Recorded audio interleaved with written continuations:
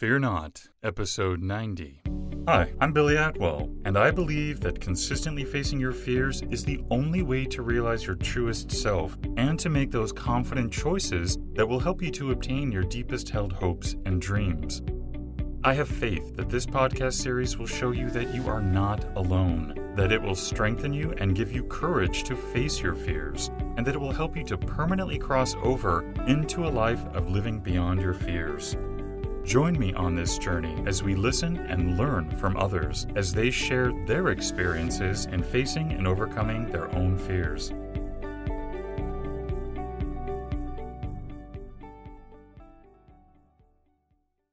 The legendary Patty Palmer spent over 3 decades developing the Palmer Plush tissue fitting method.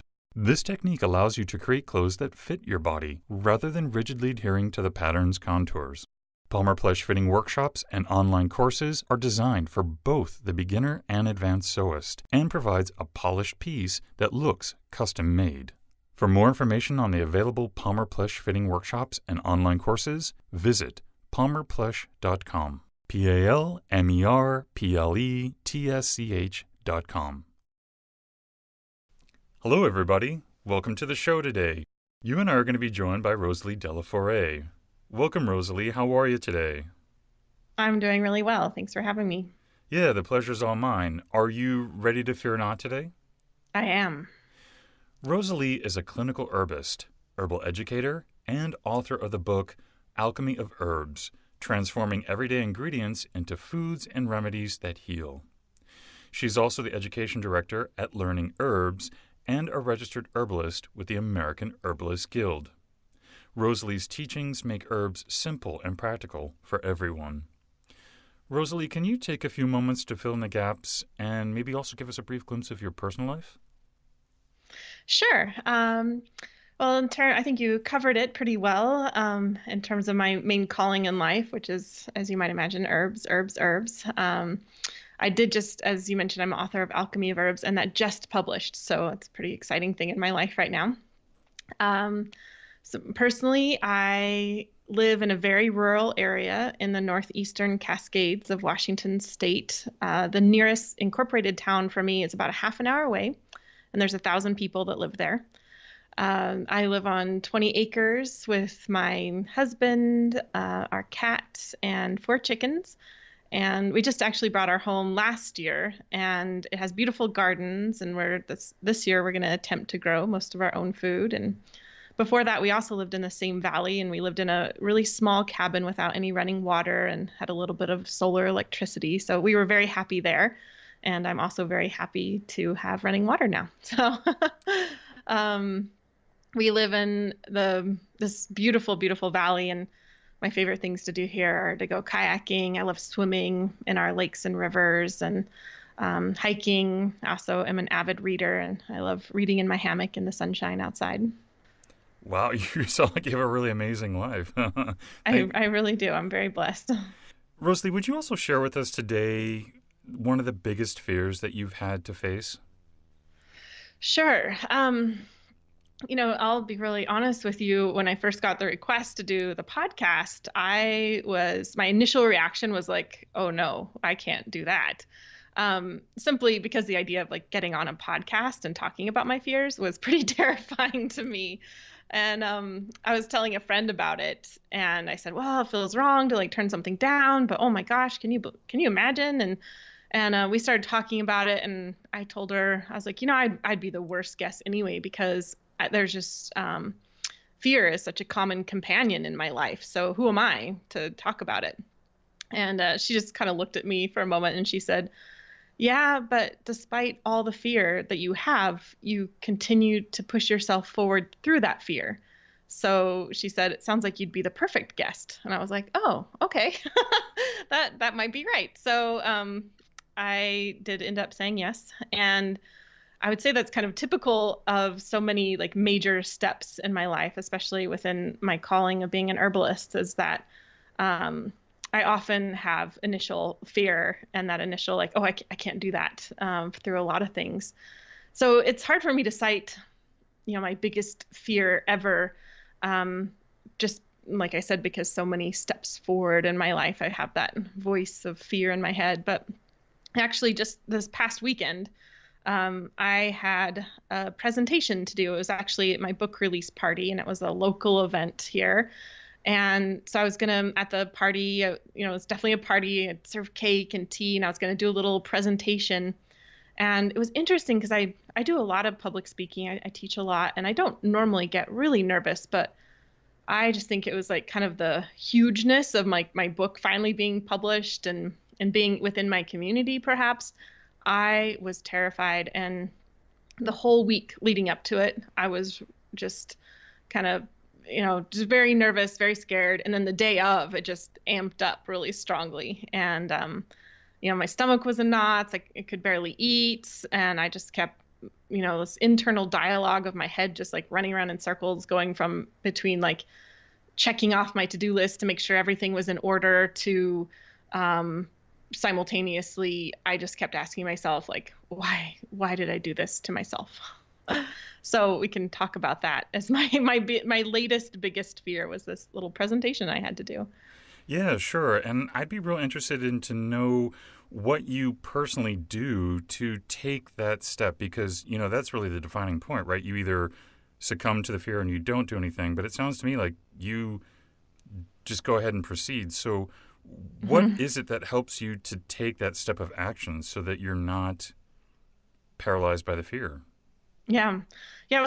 It was interesting to have that experience and also knowing that I was going to do this podcast this week because it was like I was able to kind of really pay attention to things and really think about it. So I will say that early on, like through the week and even the day of the presentation, like I just got on the fear bus and I just let it take me for a ride. And as the time got nearer to the event, I kind of just had to like shake myself out of it. And I just realized like, okay, I have to get on top of this. And luckily I've been working a lot with this with a life coach and my own internal process. And so I had some kind of skills or things I've been working on to fall back on. And the first thing was that I just had to get off this like whirlwind of internal dialogue. And so the first thing, once I kind of like took a moment to say like, okay, I can't keep going like this. I sat down, I took one deep breath, and then I just continued to sit there and just really ground myself in my breath. And so it's always a huge step for me because it's easy for me to just kind of shove everything into like the corner and then it doesn't like go away. And in some ways it just keeps getting bigger and bigger over there. And I keep trying to shove it away. So just by like grounding, recognizing it, that's really helpful. And then, yeah, recognizing and acknowledging that I'm afraid. And one thing that I've really been working with a lot in just the past couple of years is really thinking about acknowledging fear as a friend and saying, okay, fear, here you are. And recognizing this, I know that I have fear because it keeps me safe. Like, for example, I'm actually very afraid of rattlesnakes and I live where there's lots of rattlesnakes. And I recognize that like that fear is like very real and it's very like helpful, right? Because it means that I don't go like running through high grasslands during like high rattlesnake season, right? It keeps me safe. And I also recognize that fear is my friend because it helps me to be prepared. It kind of has these like scenarios running and I can say, okay, I recognize that fear is here. I recognize that it's here to keep me safe. And I just thank it, so I'm not just shoving it away, but I'm actually saying, okay, thank you for doing your job. And one thing that was really helpful for me this past weekend was as I was sitting there breathing and just kind of trying to calm down and ground, this thing that kept popping up in my head was, why did you do this? I kept thinking, I'm the one that signed up for this. I didn't have to have a book release party. I didn't have to do a presentation. I could have stayed home. Why did I do this? And so I asked myself, like, instead of just kind of berating myself by asking it, I asked myself, why do I want to do this event? And in that moment of more calm and just introspection, I had some answers for myself. And one was that because publishing a book is a really big deal. I've been working for years on this. But the other thing, and I find this to be really helpful a lot in times of my own fear, is that recognizing that the presentation I was about to give, the book that I just published, really isn't about me. The book that I wrote is really about helping people live healthier, more engaged lives. And the presentation that I had created that day was meant to inspire people to take a step in that direction and to inspire people to use plants in their lives. And that message is bigger than me. And so I often feel that like I have to set aside my own fear, set aside my own ego, and step up to give this bigger message that I've been so blessed to be a part of. And the other question I asked myself was, because I kept thinking like, you could have just stayed home. Why are you doing this? And so I asked myself, like, do I just want to stay home where it's safe and comfortable? And I had a little voice inside me that said, like, yeah, that'd be nice. But I had this louder, clear voice just come out right away, and it said, no, I don't want to live the life of a muggle. So I mentioned I love to read. I'm a big Harry Potter fan. And in there we have the muggles. And to me, a muggle, I'm sure it can mean so many different things. But to me, to not want to live the life of a muggle means not accepting the status quo, not staying in my comfort zone, and not living in a place where I don't realize my full potential. And so it's acknowledging that, like, yeah, sometimes I'd like to stay home. But again, I have this bigger message to share, and I need to push past that comfort zone and step up into that role and share that with the world. So that was some of the things that I used to help me on this past Saturday. It helped a lot. I was able to give my presentation. I was still a bit nervous, like more nervous than I usually am, but I did it. And I asked some friends who attended. I said, wow, I'm so nervous. And I don't know, I think it's just a big deal with my book. And I was like, did I seem nervous? And they said, no, you didn't seem nervous. So that was good. I was able to at least, bring it down enough that I was able to give the presentation in a good way and hopefully inspire people with my message as well.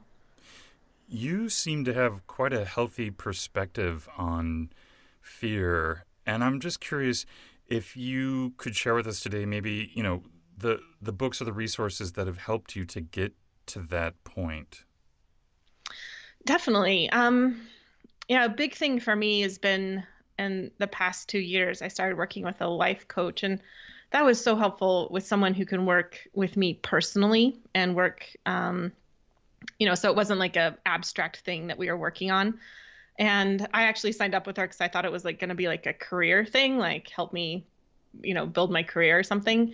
And I didn't realize it was going to be this like intense emotional work. I probably would not have signed up. And I'm just so glad that I was misinformed and that I ended up doing it. So that's been really helpful for me. There's some, books that have made a big impact in me. Brene Brown, which I read, was one of your influencers as well. Her book, Daring Greatly, had an impact on me, and Rising Strong. And I did her course, Courage Works, and that really brought those books to life and helped me implement a lot of the things within there. Elizabeth Gilbert is another book that I read, Big Magic. She had some great thoughts on failure that were really helpful to me. I mentioned that I'm an avid reader and I love fantasy fiction. And one thing I love about fantasy fiction is that quintessential hero's journey, right? You have the protagonist starting out with so much doubt and obstacles to overcome, and then they maybe find a mentor and they have a mastery of skills and they go through challenges and maybe they, fail a little bit and then they succeed until their ultimate success. And even though I just found, they're often these fantasy fiction stories, and but I find them really inspiring within my own life. And I'm also really inspired by a lot of musicians, like especially musicians who are performers.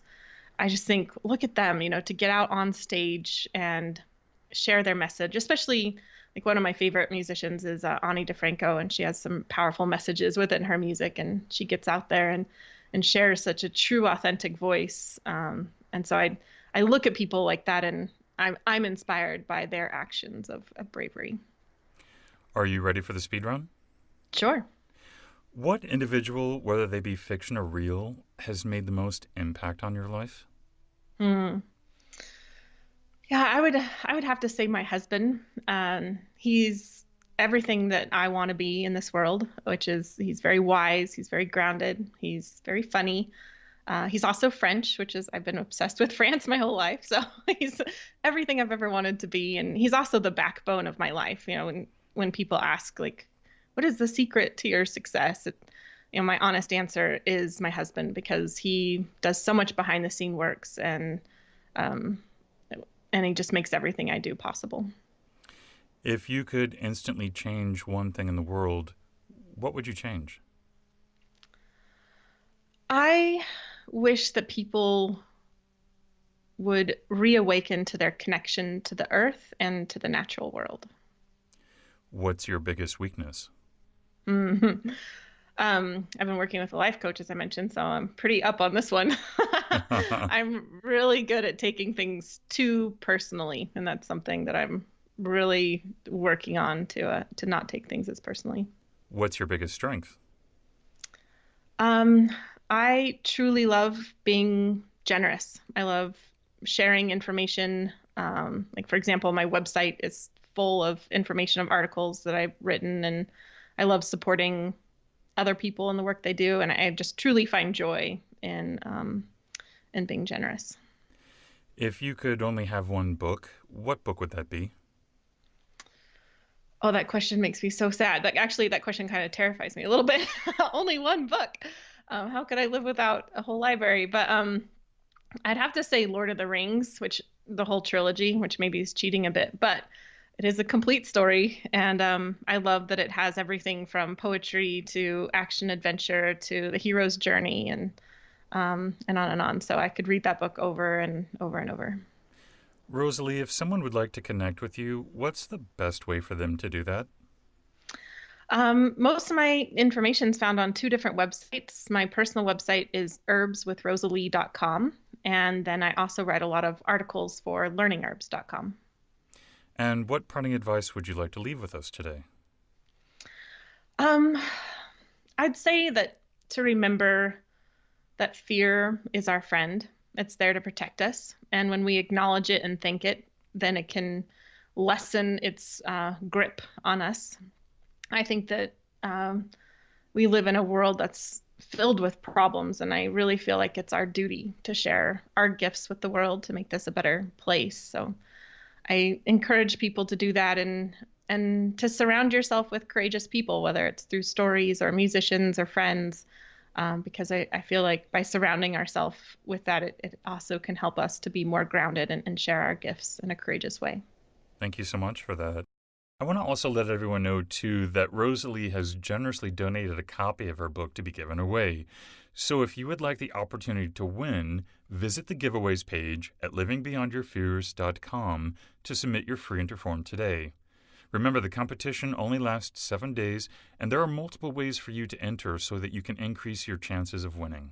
Rosalie, I want to thank you also for coming on the show today and really just being generous with your time and sharing your story and honestly just being a real inspiration. Well, thank you. It was really a pleasure to be here. I'm glad that I'm glad that I was able to do it. Thank you for joining me today. And remember, you cannot achieve everything, but you do have the God-given ability to achieve anything. So stay focused, out of fear, and keep on keeping on. Until next time, be well and peaceful.